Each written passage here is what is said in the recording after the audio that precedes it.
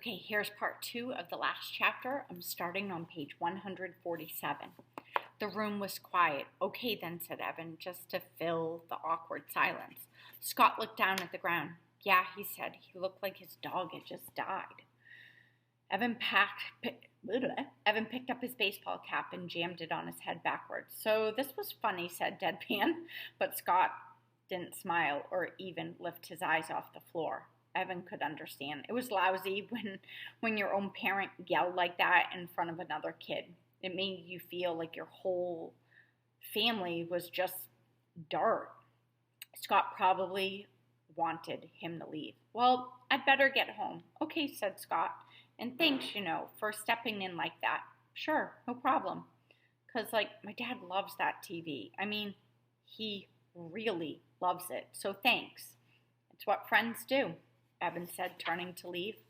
That caught him by surprise. He hadn't meant to say that. It was a little hard to think of Scott as a friend after everything that had happened, but where were they? He and Scott, not friends, but not enemies, somewhere between, someplace that didn't have a name or even any rules. Evan scratched the back of his neck. So I'm sorry, he said. I'm sorry about the basketball game yesterday and the trial and everything.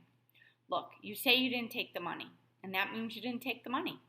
And I'm sorry I made such a big deal out of it and that I was such a jerk.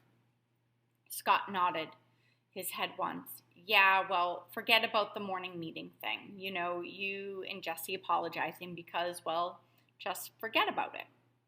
Okay, Evan felt better. He felt better than he had all week. It was like he'd been carrying a backpack full of rocks for days and days, but now he felt so light he could practically fly.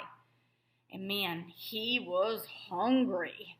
He could hear the chocolate chips, cookies calling to him from all the way down the street. Scott still looked pretty miserable, though. So Evan just said, see ya, and turned to leave. He was at the top of the stairs when Scott called, hang on. Evan turned and watched as Scott reached into his pocket and pulled out a key, then used it to unlock the file cabinet in the corner. Evan hoped he was going to offer him a yodel for the road. A yodel would taste pretty good right now. But it wasn't a yodel that Scott pulled out of the file cabinet. It was an envelope, and Evan recognized it right away.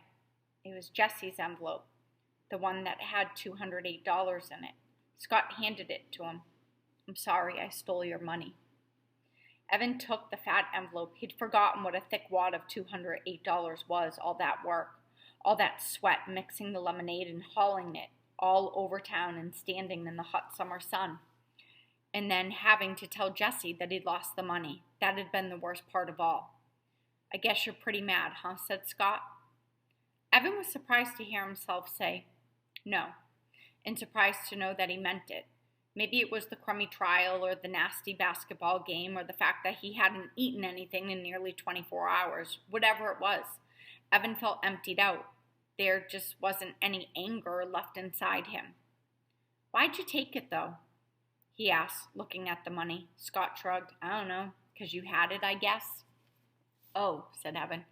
That didn't make sense to him. It's not like Scott needed the money. After all, his parents bought him everything he wanted. The newest iPod, the best hockey skates, the biggest TV. It just didn't make sense to Evan. But some things never do. I gotta go, Evan said, stuffing the envelope into the front of his shorts. The sun was low in the sky, and his mother didn't let him ride his bike after dark, so he'd go over to Adam's house for the big meal that marked the end of the Day of Atonement. See you, he said to Scott. Yeah, later. They both walked out into the front yard, then Evan climbed on his bike. Hey, shouted Evan as he pedaled down the driveway. The next time a ball goes over the fence, it's got your name on it. You owe me for that. Evan didn't stick around to hear Scott's reply. It would come up again, the ball in the swamp, the next time they were messing around on the basketball court. The end.